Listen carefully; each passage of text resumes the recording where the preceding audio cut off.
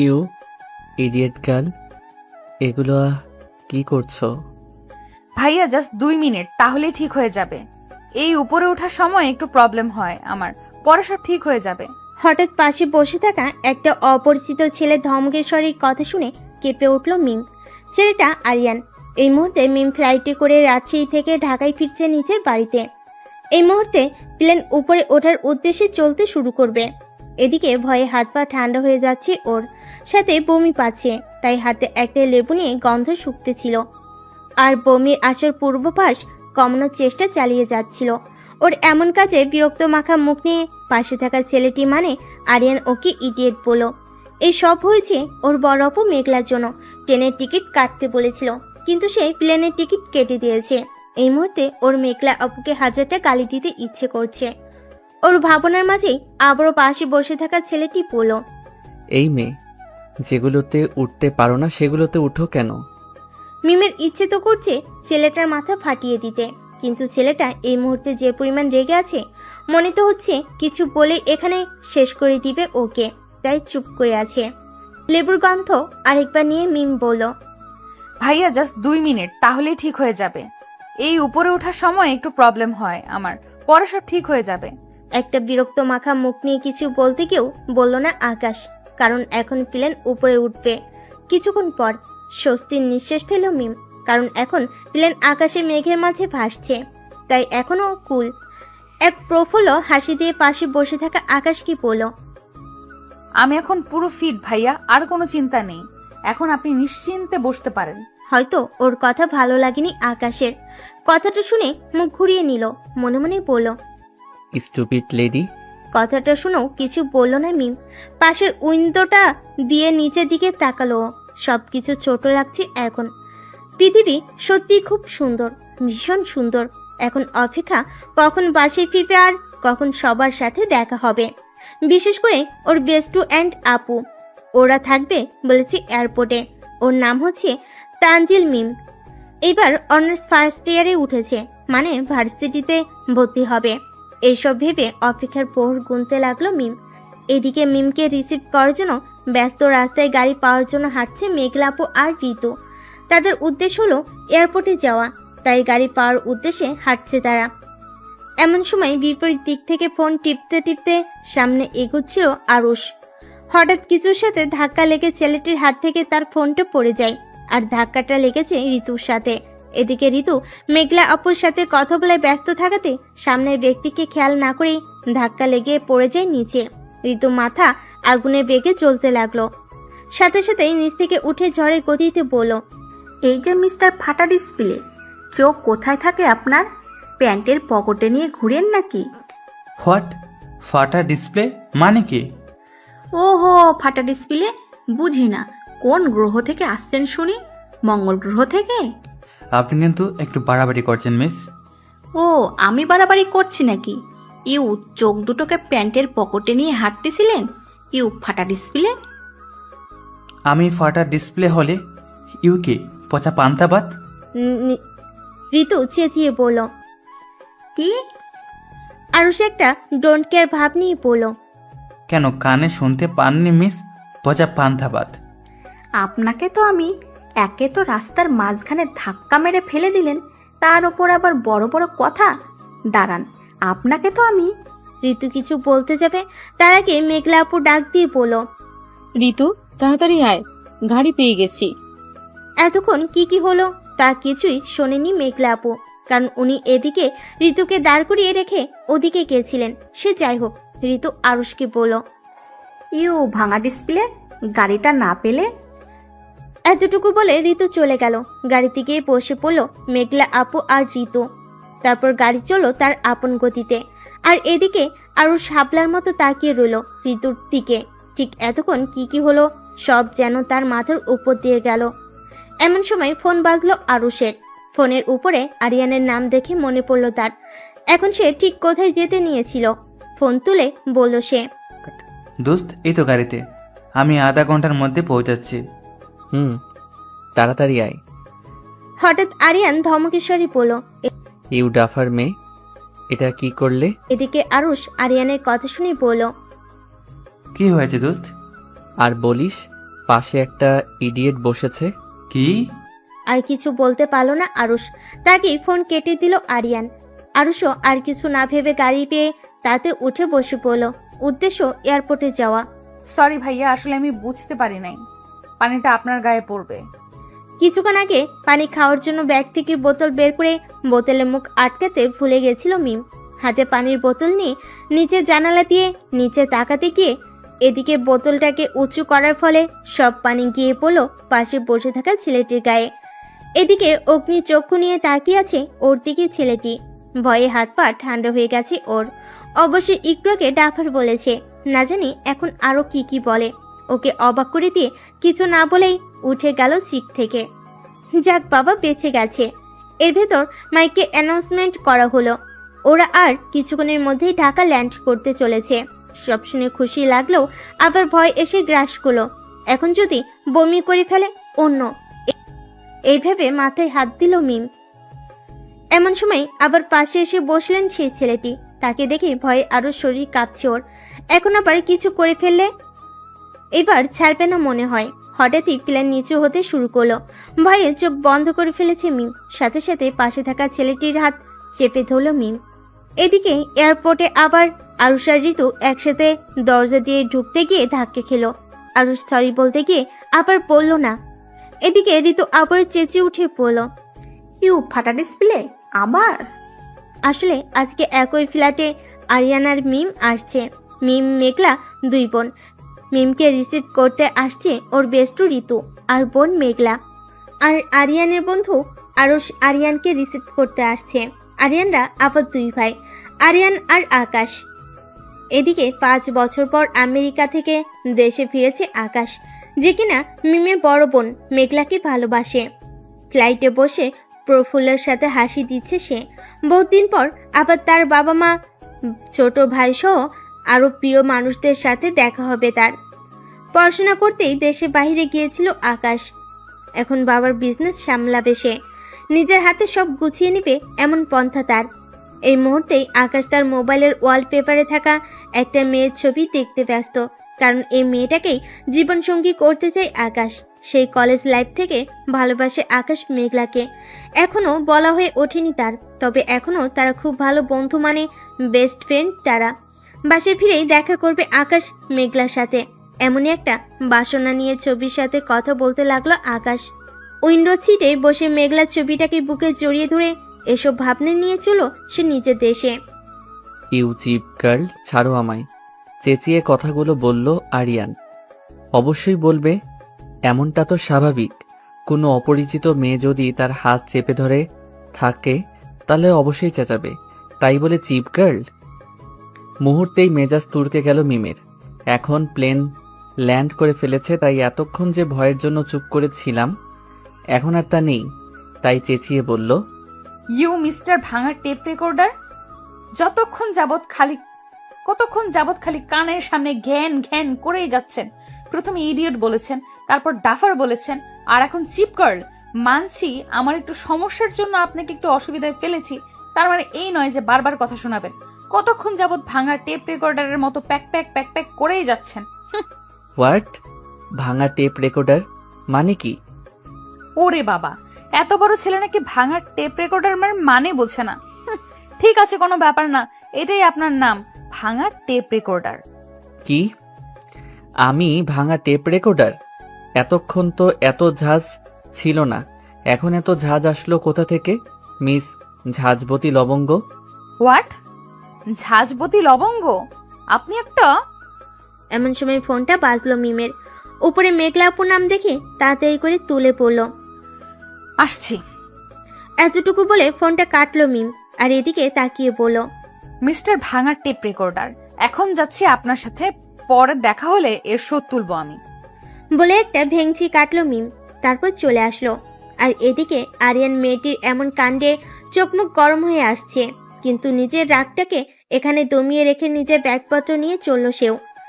মনে মনে হাজারটা গালিতেও দিচ্ছে মেয়েটাকে, আর মনে মনে বলছে সে পরের বার দেখা হলে ভাঙা টেপ রেকর্ডার বলার জন্য কি শাস্তি দেয় মিস ঝাঁজপতি লবঙ্গ, দেখে নিও। এইভাবে হাঁটতে শুরু করলো আরিয়ান। ইউ ফাটা ডিসপ্লে আবার ধাক্কা মারলেন আমাকে? এক প্রকার চেঁচিয়ে কথাগুলো বলল ঋতু। আপনার জন্য আপু আগে চলে গেল আর আমি বাইরে রয়ে গেলাম। আরুষ ডোন্ট কেয়ার ভাব নিয়ে বলল। যা করেছি বেশ করেছি, ইউ পচা পান্তা ভাত। একে তো দোষ করেছেন, তার ওপর আবার বড় বড় কথা। একেই তো বলে চোরের মায়ের বড় গলা।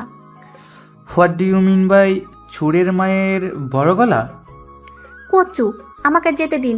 আমার বেস্টু অনেক দিন পর আসছে, তাড়াতাড়ি যেতে হবে। আমাকেও যেতে হবে, আমারও দোস্ত আসবে। তো আপনাকে কে বারণ করেছে? আমি আগে এসেছি, সো আগে যাব। কোন ডিকশনারিতে লেখা আছে যে আগে আসবে তাকেই আগে যেতে হবে? আমার ডিকশনারিতে লেখা আছে। এই নিয়ে দুজনের মধ্যে ঝগড়া শুরু হয়ে গেল। আশেপাশের সবাই প্রথমে একটু অবাক হলেও পরে যে যার কাজে ব্যস্ত হয়ে পড়ল, আর এরা বকবক করতে করতে। এইদিকে প্লেন থেকে বেরিয়ে এসেই কিছুটা দূরে আপুকে দেখে দৌড়ে এসে আপুকে জড়িয়ে ধরল মিম। জড়িয়ে ধরেই বলল, কেমন আছো আপু? ভালো, তুই? খুব ভালো। কিন্তু তুমি একা কেন? আমার ময়দা সুন্দরীরও তো আসার কথা ছিল।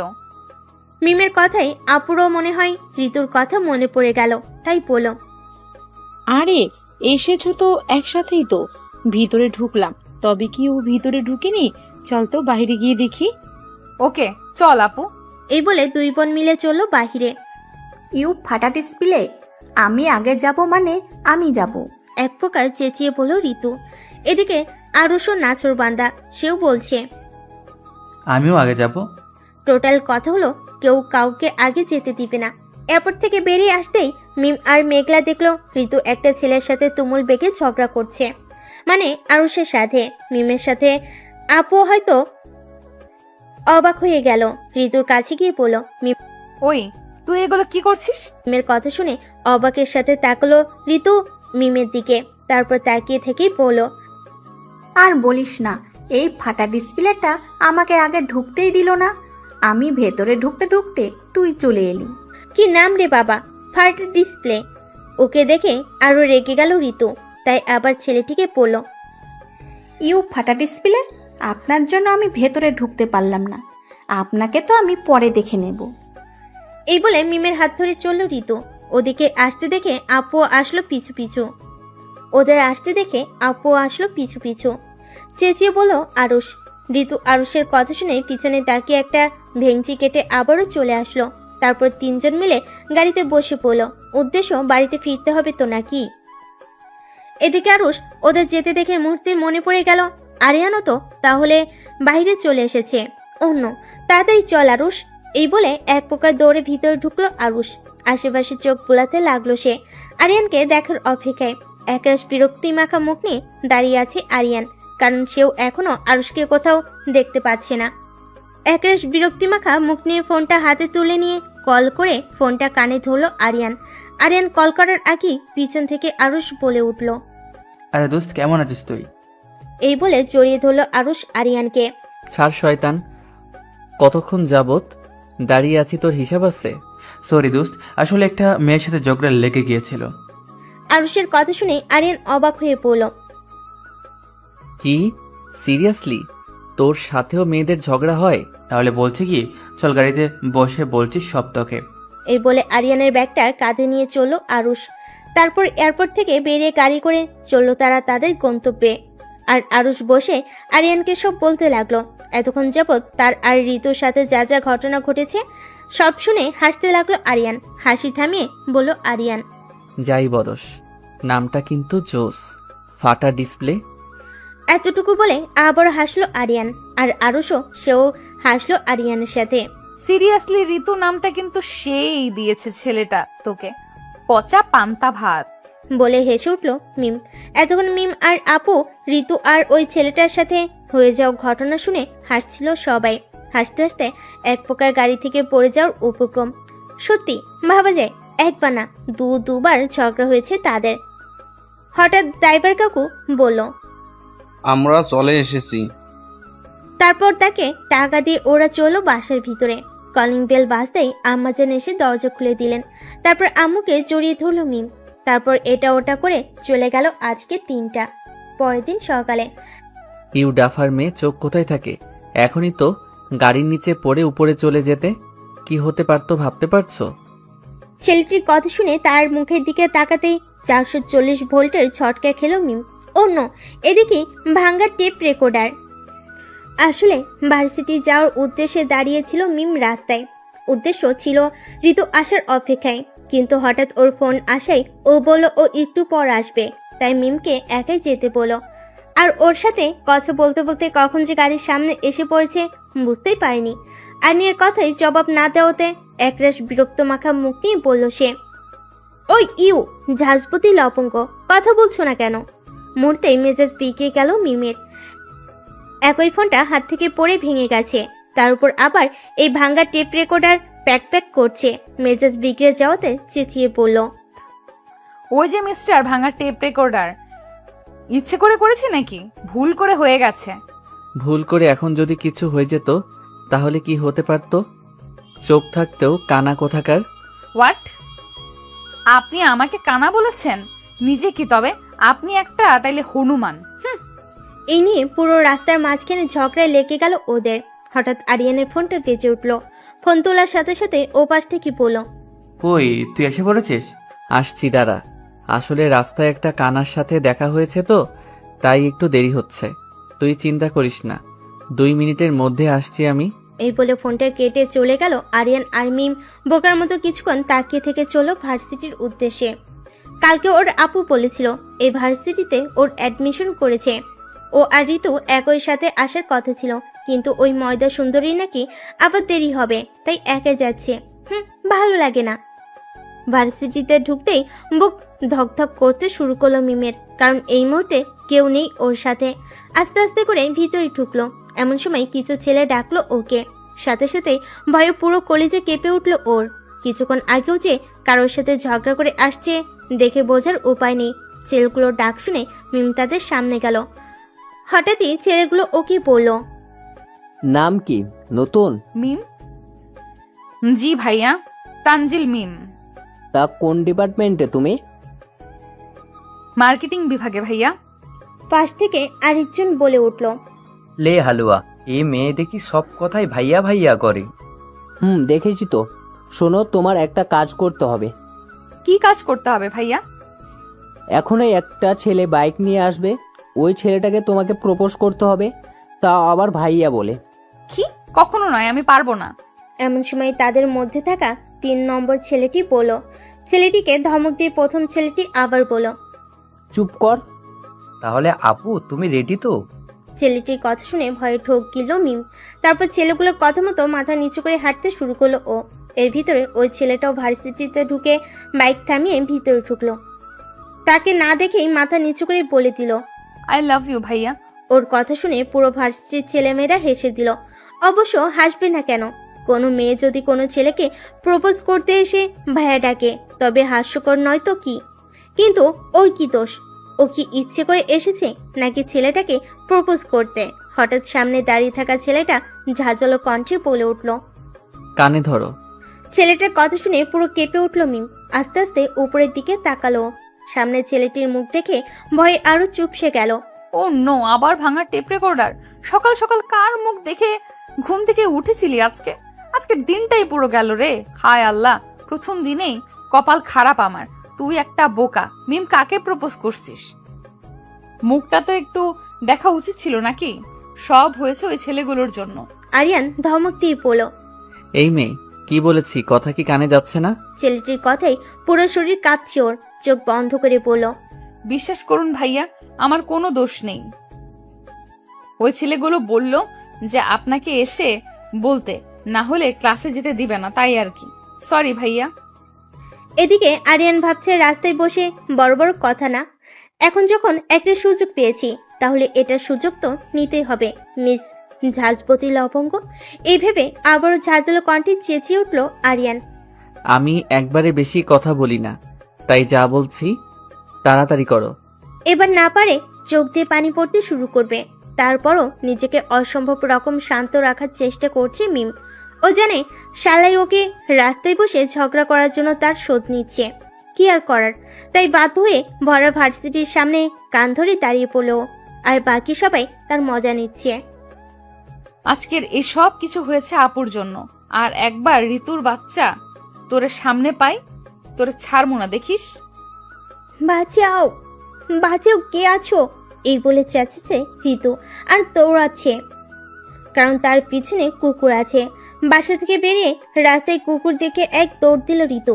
হঠাৎ সামনে কারোর সাথে ধাক্কা লেগে পড়ে যেতে নিলে দৌড়ে ফেলে সামনে থাকা ছেলেটি। অবাক দৃষ্টিতে তাকিয়ে আছে আরুষ ঋতুর দিকে। পরক্ষণে কিছু মনে পড়তে ছেড়ে দেয় আরুষ ঋতুকে। সাথে সাথেই ঠাস করে পড়ে যায় ঋতু নিচে। ঋতু চেঁচিয়ে বলল, ও মা গো, আমার কোমরটা মনে হয় গেল। এই ফাটা ডিসপ্লে, এইভাবে কেউ ছেড়ে দেয়? যা হয়েছে বেশ হয়েছে, এইভাবে গরুর মতো দৌড়ালে পড়তে তো হবে। কি, আমি গরু? না, ইউ হলে পচা পান্তাবাদ। ঋতু আস্তে আস্তে উঠে দাঁড়িয়ে পড়ল। চুপ করুন মিস্টার ফাটা ডিসপ্লে। পেছনে কুকুর তাড়া করেছিল, তাই তো দৌড়েছিলাম। ঋতুর কথা শুনে হাসতে লাগলো আরুষ। লাইক সিরিয়াসলি, যা হয়েছে বেশ হয়েছে। কালকে ঝগড়া করেছিলে না, তার সুদ উঠে গেছে। আরুষের কথা শুনে আরো রেগে গেল ঋতু, কিন্তু এই মুহূর্তে কিছু বলার মুডে নেই ঋতু। একই তো ব্যথা পেয়েছে, তার সাথে মিম একা একা চলে গেছে ভার্সিটিতে। তাই কিছু না বলে ঋতু গাড়ি করে চলল ভার্সিটিতে। আর আরুষ ঋতুর যাওয়ার পানে তাকিয়ে থেকে হাসতে হাসতে সেও চলল ভার্সিটিতে। ভোরে ফুরফুরে আলোতে ঘুম ভাঙল মেঘলার। কাল রাতে দু বোন মিলে প্রচুর গল্প করেছে। তারপর রাত 2টা বাজে ঘুমিয়েছে তারা। হঠাৎ ফোনে টুং করে শব্দ আসলো। সাথে সাথে ফোনটা হাতে তুলে নিয়ে মুচকি হাসলো মেঘলা, কারণ মেসেজটা আকাশের। আর তারা আজকে বিকেলে দেখা করবে এমন কিছু মেসেজ। মুচকি হেসে বিছানা থেকে উঠে বসে পড়ল সে। তারপর চলে গেল ওয়াশরুমে। মেঘলাকে মেসেজ দিয়ে প্লেন থেকে নেমে চলে আসলো আকাশ তার নিজের বাড়িতে। তার বাবা অলরেডি গাড়ি পাঠিয়ে দিয়েছে, তাই মুচকি হেসে গাড়িতে বসে পড়ল সে। আজকে তার আম্মু আর ছোট ভাইকে অনেক বড় সারপ্রাইজ দিবে সে, কারণ তার বাবা ছাড়া আর কেউ জানে না যে সে এসেছে। এই ভেবে চলল সে নিজের গন্তব্যে। প্রায় 1.5 ঘন্টা যাবৎ কানে ধরে দাঁড়িয়ে আছে মিম আর আরিয়ান সামনে বাইকে বসে দাঁত কেলানি হাসি দিচ্ছে। ওর ইচ্ছে তো করছে শালার মাথাটাই ফাটিয়ে দিক। প্রথম দিনেই এত ঝামেলা। এর শোধ মিম সুদে আসলে ফেরত নিবে মিস্টার ভাঙা টেপ রেকর্ডার। একটা হনুমান, গাধা, গরু, ছাগল, মহিষ। তোর বউ তোরে একটুও ভালোবাসবে না, দেখিস। রোজ ঝগড়া করবে তোর সাথে। আমার মতো বাচ্চা মেয়ের সাথে এমন করলি না, দেখিস তোর বউ তোরে একদিন সেই রকম একটা শাস্তি দিবে। মিমকে অবাক করে দিয়ে আরিয়ান বলল, আমাকে গালাগালি দেওয়া শেষ হয়েছে? না, কি? কিছু না। আচ্ছা, এখন শোনো, আজকের জন্য এতটুকুই চলবে। কাল থেকে কোনো ভুল করলে এর চেয়েও আরো বড় শাস্তি ভোগ করতে হবে, মাইন্ড ইট। মিমও মাথা ঝুলিয়ে সমর্থন দিল, কিন্তু ভেতর ভেতরে শয়তানি হাসি। এমন সময় ওদাও হলো মিস ময়দা সুন্দরী। ওকে কান থেকে হাত সরাতে দেখে দৌড়ে আসলো সে। এসে বলল, কি হয়েছে? কি হয়েছে? দাঁড়া ময়দা সুন্দরী, আজ তোর একদিন কি আমার একদিন। এই বলে মিম দিল দৌড়, আর ঋতু ওকে দৌড়াতে দেখে সেও দিল দৌড়। এমন সময় ভার্সিটির ভিতরে ঢুকছিল আরুষ। তারপর যা হওয়ার তাই হলো। ঋতু এত দ্রুত গতিতে দৌড়াতে ছিল যে সামনের ব্যক্তিকে দেখেও আর স্পিড কমাতে পারল না। তারপর গিয়ে পড়ল ঋতু আরুষের গায়ের উপর। আবারও একে অপরকে দেখে দুজনে একসাথে বলে উঠল, ইউ পচা পান্তাবাদ। আবার ইউ ফাটা ডিসপ্লে, আপনি? ভার্সিটির ক্যান্টিনে বসে বসে হাসছে মিম, আর ওর ঠিক উল্টো দিকে মুখ গোমরা করে বসে আছে ঋতু। এদিকে হাসি যেন থামছেই না ওর। ওকে হাসতে দেখে ঋতু বলল, তুই থামবি নাকি? না, থামুম না। কি করবি তুই? কিছু করুম না, যা হয়েছে তোর জন্য। আমি কি করলাম? আমি তোকে বলেছিলাম গিয়ে ফাটা ডিসপ্লের গায়ের উপরে পড়তে। তুই তো দৌড়াতে বাধ্য করলি, তাই তো। আর তোর জন্য যে ভরা ভার্সিটির সামনে কান ধরে দাঁড়িয়েছিলাম, সেটার কি হলো? আমি তোকে বলেছিলাম কান ধরে দাঁড়িয়ে থাকতে। তুই বলবি কি বললো তো ওই শালার ভাঙা টেপ রেকর্ডার? কি ভাঙা টেপ রেকর্ডার আবার কি? এরপর ঋতুকে কালকে থেকে আজকে পর্যন্ত আরিয়ানের সাথে হয়ে যাওয়া সব ঘটনা বলল মিম। সব শুনে তার হাসি থামছে না। একরাশ বিরক্তি মাখা মুখ নিয়ে বলল, এখন তুই থাম। কিন্তু এমন বদমাইশ মায়া হাসি থামলই না। তাই মিম ওর সাথে দাঁত কালানি দিল। ভার্সিটির ক্লাসরুমের সামনে দাঁড়িয়ে আছে আরিয়ান। এমন সময় সিঁড়ি বেয়ে আরিয়ানের সামনে আসলো আরুষ। তাকে দেখে আরিয়ান হেসে উঠল। এই মুহূর্তে আরুষের মাথায় ময়লাই পড়ে আছে, কালো টি শার্ট পুরো নষ্ট হয়ে গেছে। এগুলো হয়েছে আরুষ মাটিতে পড়ে যাওয়ার ফলে। আরিয়ান ভার্সিটির 2 তলার উপর থেকে আরুষের সাথে হয়ে যাওয়া ঘটনা দেখতে পেয়েছে, তাই এমন কাহিনী দেখেও সেও হাসছে। একরাশ বিরক্তি মাখা মুখ নিয়ে আরুষ বলল, এত হাসার কি হলো? ওটা জাস্ট অ্যাক্সিডেন্ট। তাহলে আমি কখন বললাম যে মেয়েটা ইচ্ছে করে পড়েছে? এখন বলো মামা, ফিল হলো কেমন? প্রচুর ফিল হয়েছে। ওই পচা পান্তাবাদ বারবার আমার গায়ের উপর এসেই পড়ে কেন? আরুষের কথা শুনে আরিয়ান অবাক হয়ে বলল, তার মানে কালকের মেয়েটাই ওই মেয়েটা? মায়েরাই কি রে বাবা, কিছুক্ষণ আগে ওর কোমর ভাঙলাম আর এখনো আমার। এই কথা শুনে আরিয়ান হেসে বলল, কেন? তুই কিভাবে ভাঙলি? তারপর আরুষ কিছুক্ষণ আগে ঋতুর সাথে হয়ে যাওয়া ঘটনার কথা বলল আরিয়ানকে। আরিয়ান শুধু হাসতে লাগলো। আরুষের কথা শুনে হাসি যেন থামছে না। এমন সময় আরিয়ানের ফোনটা বাজলো। ফোনটা তুলে বলল, আব্বু বলো। ওপাশ থেকে আরিয়ানের আব্বু বলল, তাড়াতাড়ি বাসায় আয়, তোর ভাইয়া এসেছে। আরিয়ান অবাক হয়ে বলল, কি সত্যি? কিন্তু ভাইয়ার তো আরো 2 দিন পর আসার কথা ছিল। এমন সময় আব্বুর কাছ থেকে আকাশ ফোনটা নিয়ে বলল, তোদের সারপ্রাইজ দিতে আগেই চলে এসেছি, তাড়াতাড়ি বাসায় চলে আয়। আরিয়ান খুশি হয়ে বলল, আসছি আমি, 1 ঘন্টার ভিতর চলে আসছি ভাইয়া। তাড়াতাড়ি আয়। এই বলে ফোনটা কাটলো আকাশ। তারপর ফোনটা রেখে আকাশ চলে গেল ফ্রেশ হতে। এদিকে আরিয়ানের খুশি দেখে কতদিন পর তার ভাইয়াকে দেখতে পাবে সে। ভাবতে খুশি লাগছে তার। কি হয়েছে, তো খুশি কেন? ভাইয়া এসেছে। কি? তাড়াতাড়ি বাসায় যেতে হবে। যাবি। আর আগে বলতো, কালকে প্লেনে বসে কাকে ইডিট বলছিলি, তারপর সকালে তো কাকে যেন কানা বললি, ব্যাপারটা কি? আর বলিস ওটা কানা, ইডিয়েট, সাথে ঝাঁঝবতী লবঙ্গ। মানে হলো। তারপর আরিয়ানও আরুষকে কালকে থেকে সকাল পর্যন্ত যা যা হয়েছে তার সাথে ঝাঁঝবতী লবঙ্গের সব কথা বলতে লাগলো আরুষকে। একরাশ বিরক্তি মাখা মুখ নিয়ে মিম এখনো বসে আছে ক্যান্টিনে। কিছুতেই ভালো লাগছে না। শুধু আরিয়ানের দেওয়া অপমানটা মাথায় ঘুরছে ওর। কি করবে? কিছু তো করতে হবে, না হলে আজকে রাতে ঘুম হবে না। আজকে আর ক্লাস না করে বাসে যাবে এমন মনোভাব নিয়ে চেয়ার থেকে উঠে দাঁড়ালো। ওকে দাঁড়াতে দেখে ঋতু বলল, কি হলো, দাঁড়ালি কেন? বাসায় যাব, চল। কিন্তু কেন? ভালো লাগছে না, চল। মিমের জোড়াজুড়িতে ঋতু চলতে বাধ্য হলো। হঠাৎ মাথায় একটা বুদ্ধি আসলো। মুচকি হেসে দোকান থেকে কতগুলো চুইনগাম কিনে খেতে লাগলো মিম, আর রহস্যময়ী হাসি দিতে লাগলো। আজকে বুঝতে পারবা মিস্টার ভাঙা টেপ রেকর্ডার আমার পেছনে লাগলে কি হতে পারে। এই ভেবে কিছুটা জোরে হাসতে লাগলো মিম। এই কি হলো, হাসছিস কেন? কিছু না ময়দা সুন্দরী, আগে আগে দেখো হোতা হ্যাঁ কিয়া। মানে? এত মানে না, চল আমার সাথে বলে মিম ঋতুর হাত ধরে চললো বাহিরে। এগুলো কি করছিস? এক প্রকার চেঁচিয়ে কথাগুলো বলল ঋতু। তোর মাথা করছি, দেখতে পারছিস না? কেউ দেখলে কি হবে বুঝতে পারছিস? কিচ্ছু হবে না, আর কেউ দেখলে তো হবে। কেউ থোড়াই দেখেছে যে আমরা ভাঙা টেপ রেকর্ডারের বাইকে চুইংগাম লাগিয়ে দিয়েছি? তাই চুপ করে থাক, আর যেটা করছি চুপ করে দেখতে থাক। বাইকের ব্রেকে চুইংগাম লাগিয়ে দিয়ে একটা ডোন্ট কেয়ার ভাব নিয়ে চললাম আড়ালে, কারণ দেখতে হবে না মিস্টার ভাঙা টেপ রেকর্ডারের অবস্থাটা কেমন হয়। এই বলে একটা শয়তানি মার্কা হাসি দিয়ে চলল মিম আর ঋতু গাছের আড়ালে। নিজেদের কাজ শেষ করে আরিয়ান আর আরুষ চলো বাইরে। এখন দুজন একসাথে বাসায় ফিরবে তারা, কারণ আরিয়ানের মতো আরুষও অনেক খুশি। তারপর আর কি, যা হওয়ার তাই হলো।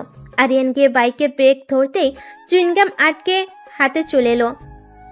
হাত যত উপরে উঠাচ্ছে চুইনগাম ততই লম্বা হচ্ছে। এদিকে আরুষ আরিয়ানের এমন অবস্থা দেখে কি করবে বুঝতে পারছে না। হাসি পাচ্ছে তার, তবুও হাসি দমিয়ে রেখেছে সে। এদিকে আরিয়ানের মাথা গরম হয়ে গেল। এরকম একটা কাজ কে করলো এসব ভাবতে ভাবতে। এদিকে মিম আর ঋতু আরিয়ান আর আরুষের কাণ্ড দেখে হাসতে হাসতে শেষ।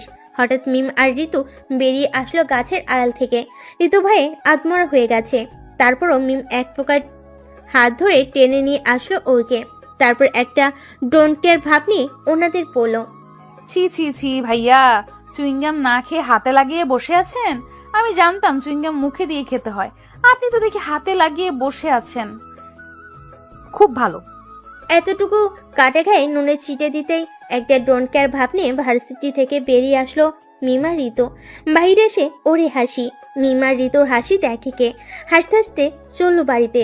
এদিকে আরিয়ান রেগে বোম হয়ে গেছে, কারণ তার বুঝতে বাকি রইল না এরকম বদমাইশি জাজপতি লবঙ্গই করেছে। মনে মনেই নিজেকে বলছে সে, এর শাস্তি আমিও সুদে আসলে ফেরত নিব মিস ঝাঁঝবতী লবঙ্গ। এদিকে আরুষ ভিতরে প্রচুর হাসি পাচ্ছে তার, কিন্তু বাহিরে বের করতে পারছে না সে। আরুষ বলল, দোস্ত যাবে নাকি দাঁড়িয়ে দেখবি? কি করে যাব ওই কানায় না ঝাঁঝবতী লবঙ্গ? কি করে চলে গেল দেখোস না তুই? আরুষ অবাকের সাথে তাকিয়ে বলল, তার মানে এটাই সেটা। কি? হুম। বাড়ির দরজার সামনে দাঁড়িয়ে জোরে জোরে কলিং বেল টিপ দিতেই আপু এসে দরজা খুলো। আপুকে দেখে আপুকে ধরতেই লুঙ্গি ডান্স দিতে লাগলো মিম। খুশিতে নাচতে ইচ্ছে করছে ওর, আর তাই করছে। এদিকে ওর কাণ্ড দেখে অবাক হয়ে বলল মেঘলা আপু, কি হয়েছে? বান্দরের মতো নাচছিস কেন? পরদিন চোখ লাল করে দেওয়ালের সাথে চেপে ধরে তাকিয়ে আছে আরিয়ান মিমের দিকে। তবে এই মুহূর্তে দোষটা ওরই ছিল। বাইরে কে ছিল তাকে না দেখে টান মেরে ভিতরে নিয়ে আসলো মিম। কিছুক্ষণ আগে ঋতুকে ভেবে ভাঙা টেপ রেকর্ডারকে টেনে ভিতর নিয়ে এসেছে ও। হঠাৎ করেই তাকে দেখে এক প্রকার চিৎকার দিতে যাবে, তার আগেই আরিয়ান মুখ চেপে ধরল মিমের। এদিকে আরিয়ান চেঁচিয়ে বলছে, ইউ ইডিয়েট, এটা কি করলে তুমি? তবে একদিক থেকে ভালো হয়েছে, সকালের বেয়াদবির শাস্তিটা এখনই সুদ সমেত ফেরত দিব আমি মিস ঝাঁঝবতী লবঙ্গ। বলে শয়তানি হাসি দিল আরিয়ান। আরিয়ানের কথা শুনে পুরো ঘাবড়ে গেল মিম। হাইরে, এখন কি করবে কে জানে। এদিকে মুখ চেপে ধরে আছে, শ্বাস তো প্রায় বন্ধ হয়ে যাওয়ার উপক্রম। হঠাৎই আরিয়ান মুখ থেকে হাত সরিয়ে ফেল।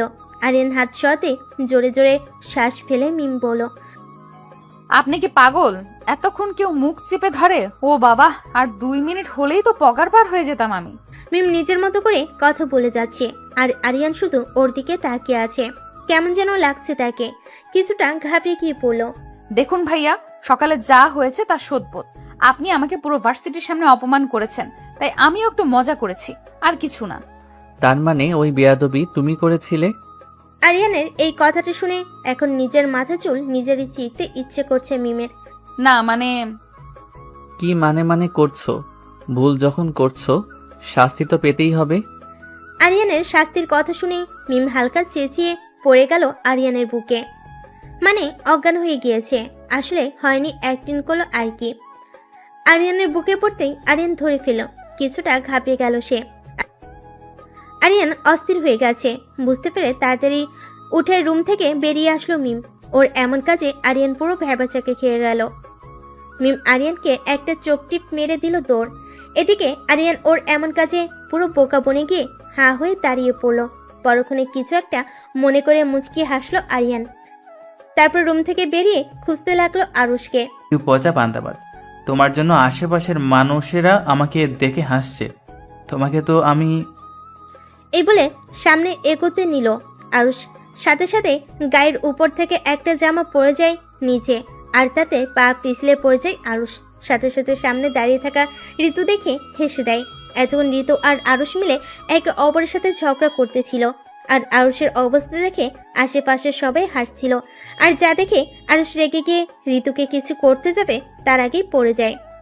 হঠাৎ ঋতু তার হাসি থামিয়ে দিয়ে আরুষের দিকে হাত বাড়িয়ে দিয়ে বলল, সরি ফাটা ডিসপ্লে ভাইয়া, আসলে আমি ভেবেছিলাম আমার বেস্ট মিম, তাই ওর দিকে জামা কাপড়গুলো ছুঁড়ে মেরেছিলাম, বুঝতে পারিনি আপনার গায়ে পড়ছিল, তাই সরি। এতক্ষণ ঋতু কথাগুলো মনোযোগ সহকারে শুনছিল আরুষ, কারণ এই প্রথমবার এত সুন্দর করে কথা বলল ঋতু তার সাথে। আরুষ কিছু না ভেবেই ঋতুর হাত ধরে উপরে উঠে দাঁড়ালো। এমন সময় হঠাৎ করে ঋতু গিয়ে পড়লো আরুষের বুকে। আরুষ হঠাৎ এমনটা হতে কিছু বুঝতে না পেরে সেও পড়েছে নিচে। এবার আরুষের কোমর মনে হয় শেষ। আরুষ নিচে আর ঋতু তার উপরে। এদিকে মিম হাঁ হয়ে তাকিয়ে আছে ঋতু আর আরুষের দিকে, কারণ ওর জন্যই তারা পড়ে গেছে নিচে। আরিনের থেকে পালাতে এত দ্রুত গতিতে দৌড়ে আসছিল যে নিজের স্পিডই কমাতে না পেরে এসে ধাক্কা লাগলো ওর সাথে ঋতুর। ও নিজেকে ধরে রাখতে পারলো, ঋতু পারলো না। হঠাৎ এমনটা হতে বুঝতে না পেরে পড়ে যায়।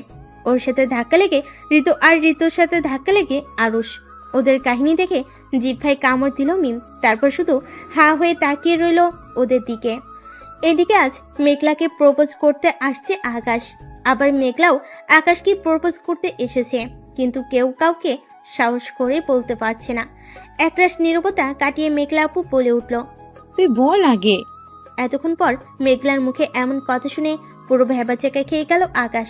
তারপর সে নিজে এক বুক সাহস নিয়ে পকেট থেকে একটা রিং বের করে বলল, উইল ইউ ম্যারি মি মেঘলা?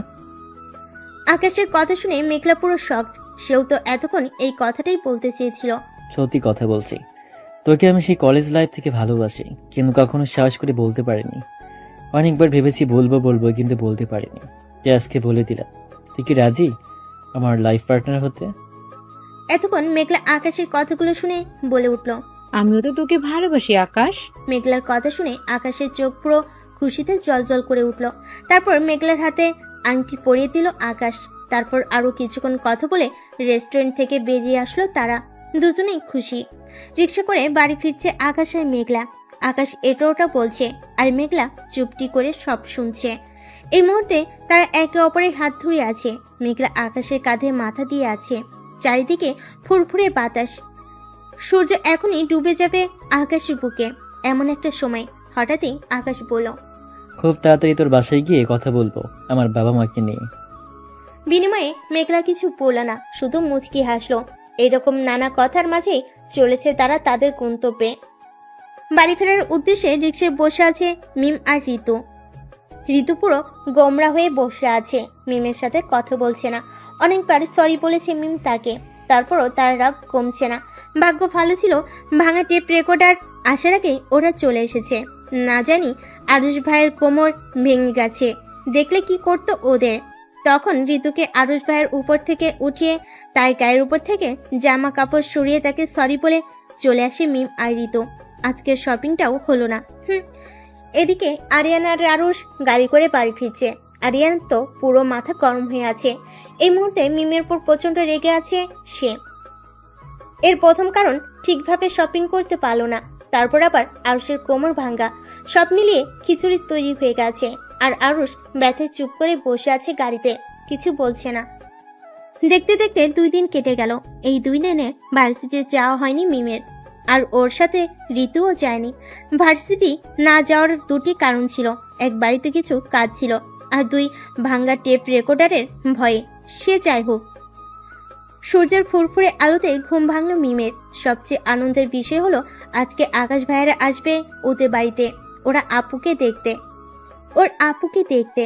অবশ্য দেখতে আসবে বলে ভুল হবে, আসবে তো বিয়ের তারিখ ঠিক করতে। শুনেছে আকাশ ভাইয়ের ছোট ভাই আর তার এক বন্ধু আসবে, তাই মনে মনে কিছু শয়তানি বুদ্ধি বানিয়ে রেখেছে মিম। তবে একা নয়, সাথে আছে ওর বেষ্টু ঋতু।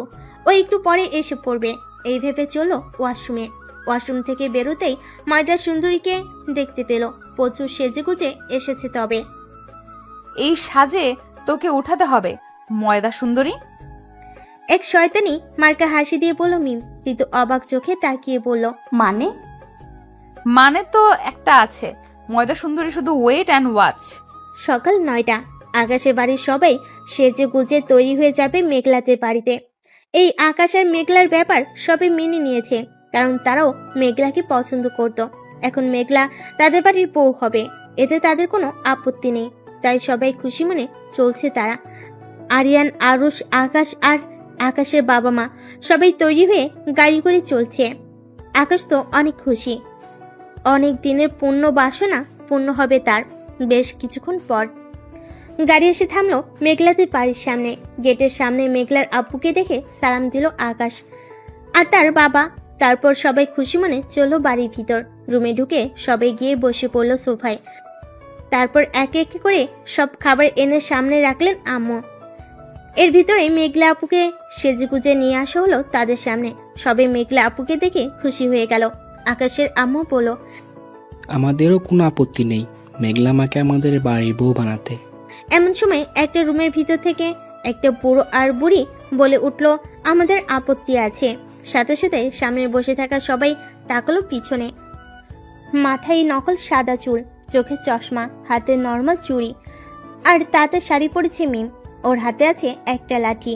আর ঋতু পরেছে সাদা পাঞ্জাবি, নাকে নকল নোজ, দাড়িতে নকল দাড়ি, মাথায় টুপি পরে তৈরি সে। টোটাল কথা হচ্ছে দুই বন্ধু মিলে স্বামী স্ত্রী সেজেছে, তাও আবার কোনে দাদা দাদি। এদিকে ওদের এভাবে দেখে মার আপু নিশ্চয়ই অবাক হয়ে গেছে। হরই কথা, পরিবেশটা এমন হয়ে গেছে যে সবার দৃষ্টি এখন ওদের দিকে, আর ওদের সামনে আকাশ ভাইয়ের সাথে বসে থাকা দুই ছেলের দিকে। তাদের দেখে যেন চরম অবাক হয়ে গেল ওরা। এ দেখে ভাঙা টেপ রেকর্ডার আর ফাটা ডিসপ্লে। এদিকে ওদের দেখে ভয়ে ঘাবড়ে গেছে প্রায় মিম। যদি চিনে ফেলে তাই তো গেছে, মান সম্মান সব আলু ভর্তা হয়ে যাবে। এই আইডিয়াটা পেয়েছিল একটা বাংলা সিনেমা দেখে। যেদিন থেকে মুভিটা দেখেছিল সেদিন থেকে ভেবে রেখেছে আপুকে যেদিন দেখতে আসবে সেদিন মিমও বুড়ি সেজে জামাইকে প্রশ্ন করবে, যেই ভাবা সেই কাজ। এমন সময় আকাশ ভাইয়ের আব্বু বলে উঠলেন, জি বলুন, আপনাদের আপত্তি কোথায়? ওনার কথা শুনে মিম আর ঋতু গুটি গুটি পায়ে সামনে চলো। এদিকে আরুষ আরিয়ানের কানে কানে বলছে, দোস্ত ওনাদের একটু কম বয়সী মনে হচ্ছে না? কি বলতে চাইছিস? না, কেমন যেন চেনা চেনা লাগছে আর কি। আরুষের কথা শুনে আরিয়ানও এক গভীরভাবে তাকালো তাদের দিকে। মিমা ঋতু চুপি চুপি করে সোফায় বসতে গেল। মিম একটু কাশি দিয়ে আরুষের দিকে তাকিয়ে বলল, ফাটা না ফুকু, বলছি তুমি একটু সরে বসো। মিমের কথা শুনে আরুষ গিয়ে বসে পড়লো আরিয়ানের কোলে। তারপর ঋতুকে ওদের পাশে বসিয়ে আকাশ ভাইয়ের সামনে মিম বসলো। আকাশ ভাইয়ের আপুর দিকে তাকিয়ে বলল, আসলে আপত্তি বলতে আমি কিছু প্রশ্ন করতে চাই আমার নাচ জামাইকে। মিমের কথায় সবই কিছুটা অবাকের চোখে তাকালো, কিন্তু মিম একটা ডোন্ট কেয়ার ভাব নিয়ে আকাশ ভাইয়াকে বলল, বলছি যে আমার নাচ জামাই মেঘলা আমাকে দাদিমা বলে ডাকে, তুমিও তাই বলে ডাকবে, ঠিক আছে? আর আমরা দুজন হলাম মেঘলার দাদা দাদি। আকাশও খুশি হয়ে সালাম দিয়ে বলল, ঠিক আছে দাদিমা। এখন বলো, তুমি রান্না করতে পারো তো? হ্যাঁ। এদিকে আরুষ আরিয়ানের কানে কানে বলল। দোস্ত এটা কেমন প্রশ্ন? বিনিময়ে আরিয়ান কিছু বলল না। আকাশ ঘাবড়ে গিয়ে বলল, পারি, বিদেশে তো আমি নিজেই রান্না করে খেয়েছি। মিম চোখের চশমাটা ঠিক করে বলল, খুব ভালো। এখন বলো, বাচ্চা কাচ্চা কোলে নিতে পারো তো? তারা কান্নাকাটি করলে সামলাতে পারো তো? না মানে না থাক, বলতে হবে না। এদিকে আরিয়ানের এখন সন্দেহ সন্দেহ লাগছে, তাই সে তাকিয়ে আছে মিমের দিকে। এদিকে মিমের অবস্থা তো এখন যায় যা করতে চাইছিল সব এখন আলু ভর্তা হয়ে গেছে।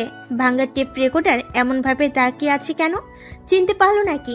না, চিনতে দেওয়া যাবে না, চিনে ফেলে সর্বনাশ হয়ে যাবে। আরিয়ানের দিকে তাকিয়ে বলো, এভাবে তাকিয়ে থাকার কি আছে? আগে কখনো মেয়ে মানুষ দেখিনি নাকি?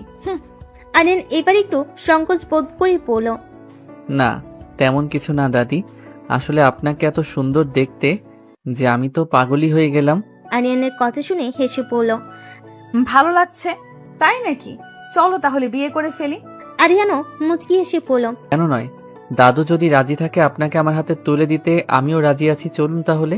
এমন সময় ঋতু কাশি দিয়ে বলল, এসব কি হচ্ছে ডার্লিং? এখানে আমি আছি, তুমি দেখতে পাচ্ছ না মা? ওদের এমন কথাবার্তা শুনে আশেপাশে সবাই হাসলো। বেশি হেসেছে ঋতু ডার্লিং ডাক শুনে। মিমি একটু ভাব নিয়ে পড়ল, বুড়ো বয়সে ভীমরতি হলো নাকি? নাতি নাতিদের সামনে কি সব ডাকছো? ওর কথা শুনে আরো উচ্চ স্বরে হাসলো তারা। আর তার মাথার চুলকে বলল, তা দাদু আর দাদি আর কিছু জিজ্ঞেস করবেন না? করবো বিয়ের পর। মনে মনে মিম বলল, শালা তোদের জন্য পারলাম কই, যা বলতে চাইছিলাম সব তো ভুলে গেছি। তাই আর কথা না বাড়িয়ে এখান থেকে যত তাড়াতাড়ি সম্ভব কেটে পড়তে হবে। আব্বা জানে দেখলে তো শেষ। তার মানে আপনারাও রাজি? মিমা ঋতু মাথা ঝুলিয়ে হাঁ সমর্থন দিল। তাহলে আর কি, পিয়ানকে ডাকুন। মানে? এদিকে মিমের অবস্থা আরো বিগড়ে গেল। ওর আপু ওদের এইভাবে দেখলো তো, তাই মিম আর ঋতু একে অপরের দিকে তাকিয়ে সবার সামনে বলে উঠল, আমরা তাহলে এখন যাই, পরে আবার আসবো। আরিয়ানের এখন আরো সন্দেহ জাগলো, কেমন যেন পালাই ভাব। কেন দাদি, এখনই চলে যাবেন? না তেমন কিছু নয়, এমনি একটু কাজ ছিল। এদিকে ঋতু এখন ঘাবড়ে গিয়ে বলল, আরে ডার্লিং চলো রুমে, আমাকে ঔষধ খাইয়ে দিবে। চল। বলে ঋতুর দিকে তাকাতে চোখ বড় বড় হয়ে গেল। কারণ ওর নকলদারি খুলে গেছে। সঙ্গে সঙ্গে উঠে দাঁড়ালো মিম। কি হলো, উঠে দাঁড়ালেন কেন দাদি? না তেমন কিছু না, এদিকে ঋতুকে কয়েকবার ইশারা দিয়েছি কিন্তু ও বুঝতেই পারছে না। হঠাৎই আরুষের চোখ যায় ঋতুর দাড়ির দিকে। মিম তা দেখে আরুষের দিকে তাকিয়ে পড়ল। তুমি কি করো নাতি? মানে পড়াশোনা করো নাকি চাকরি? আরুষ আর খেয়াল না করে পড়ল। আমি অনার্স 4th ইয়ারে পড়ি। আমি আর ও মানে আরিশান। ও ও খুব ভালো। এদিকে আরিয়ান বুঝে গেছে এরা নকল, কারণ ঋতুর দাড়ি দেখে ফেলেছে আরিয়ান। আরিয়ান টান মেরে ঋতুর দাড়ি খুলে ফেলো, সাথে সাথেই ঋতু মুখে হাত দিল। মান সম্মান সব ফালুদা হয়ে গেল রে।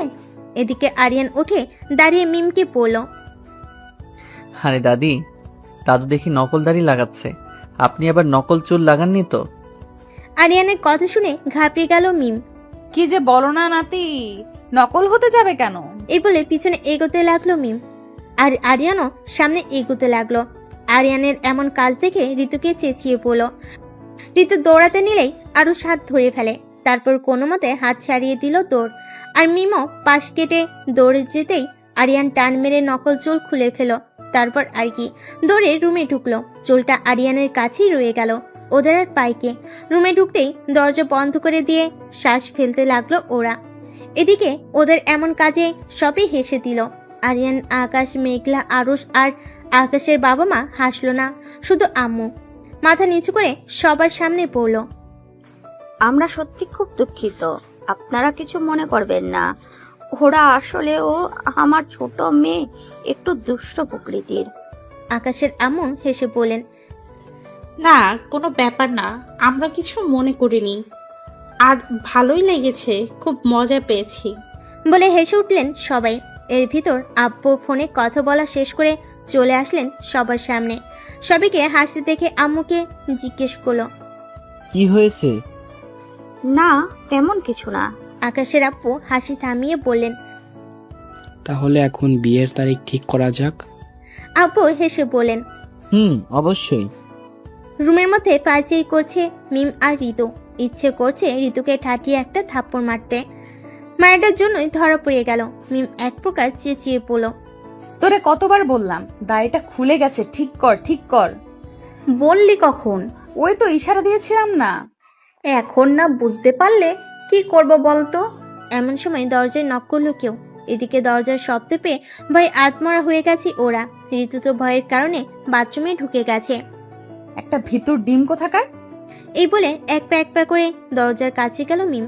এখনো শাড়ি পরে আছে, চুলটা তো ভাঙা টেপ রেকর্ডার খুলে ফেললো।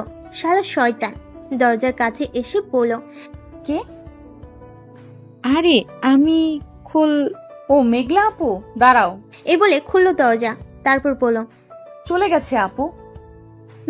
যাবে, তোদের ডাকছে ওনারা। এই রে খাইছে, নিশ্চয়ই বকাবকি করবে। না না যাবো না, তুমি গিয়ে কিছু একটা বলো আপু। কিছু হবে না, চল, ওনারা কিছু মনে করেনি।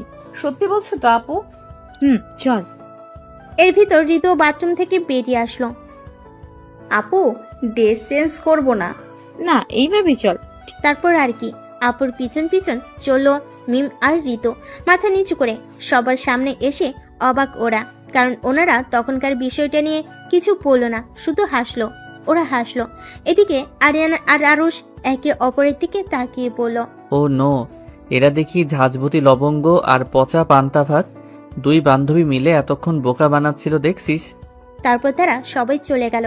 অবশ্য যাওয়ার আগে ভাঙ্গা টেপ রেকর্ডার আর ফাটা ডিসপ্লে মিম ঋতুর দিকে তাকিয়েছিল, কিন্তু ওরাও একটা ডোন্ট কেয়ার ভাব নিয়ে একটা দাঁত কালানি হাসি দিল। নাচমেরি লাইলা লাইলা, নাচমেরি লাইলা ফুল মিউজিক সিস্টেমের গানটা বাজে উড়াধুরা নাচছে মিম আর ঋতু। এই মুহূর্তে খুশিতে আছে পুরো।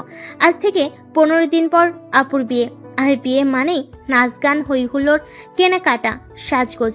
উফ, ভাবতেই খুশি খুশি লাগছে ভীষণ। ওদের ইচ্ছে করছে নাচতে নাচতে পুরো রুমটাকে ফাটিয়ে দিতে, কিন্তু সেটা তো করা পসিবল নাই। তাই বিছানায় উঠে ফুলটু ডান্স দিচ্ছে ওরা। আর আপু ওদের এমন পাগলামি দেখে মুখ চেপে হাসছে। বেশ কিছুক্ষণ পর দুজনেই ক্লান্ত হয়ে বসে পড়ল বিছানায়। তারপর পানি খেয়ে নিজেদের শান্ত করলো। এরপর ঋতু বলল, দোস্ত আজকে তবে এখন যাই, আবার পরে আসবো। আর কালকে ভার্সিটি যাবি তো?